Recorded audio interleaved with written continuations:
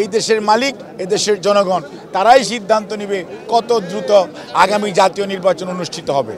দেশের মানুষ আজকে এই বাঁধ ভাঙা স্রোতের মতো এই জাতীয় স্মৃতিসৌধ অর্থাৎ গণতন্ত্রের পাদপীঠ, স্বাধীনতা সার্বভৌমত্বের পাদপীঠে সমবেত হয়েছে, তার একটিমাত্র কারণ জনগণ তার অধিকার ফেরত চায়, জনগণ তার অধিকার প্রয়োগ করতে চায়, জনগণ তার দেশের মালিকানা চায়।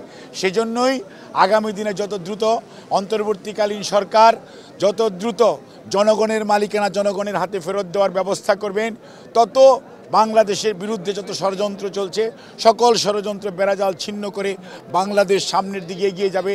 এবং আজকে যে আমরা নতুন বাংলাদেশের স্বপ্ন দেখছি, সেই নতুন বাংলাদেশ গড়ে উঠবে জনগণের নির্বাচিত আগামী দিনের প্রতিনিধি, তারাই সিদ্ধান্ত নেবে বাংলাদেশ কোন দিকে যাবে, বাংলাদেশের আগামী ভবিষ্যৎ কি হবে। প্রধান উপদেষ্টা আজকে ভাষণ দিয়েছেন, সেখানে তিনি উল্লেখ করেছেন 2026-এর জানুয়ারিতে নির্বাচনের প্রক্রিয়া শুরু হবে। আপনার কিভাবে দেখেন? প্রধান উপদেষ্টা তারপরেও গত 4 মাস যাবৎ বলার পরেও আজকে যেহেতু উনি এই কথাটি বলেছেন, এই জন্য ধন্যবাদ দিতেই হয়। বাট তারপরেও আমরা বলবো, যত প্রলম্বিত করবেন সমস্যা তত দীর্ঘায়িত হবে।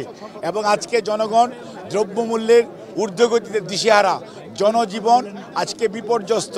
কাজেই মানুষ তা যত দ্রুত একটি গণতান্ত্রিক পরিবেশ ফেরত পাবে তত বেশি মানুষ খুশি হবে, মানুষ আনন্দিত হবে। কাজে প্রধান উপদেষ্টা ওনার বক্তব্য দিয়েছেন, রাজনৈতিক নেতৃবৃন্দ সহ এই বাংলাদেশের মালিকানা শুধু তো তত্ত্বাবধায়ক সরকারের কাছে না, এই দেশের মালিক এ দেশের জনগণ, তারাই সিদ্ধান্ত নেবে কত দ্রুত আগামী জাতীয় নির্বাচন অনুষ্ঠিত হবে।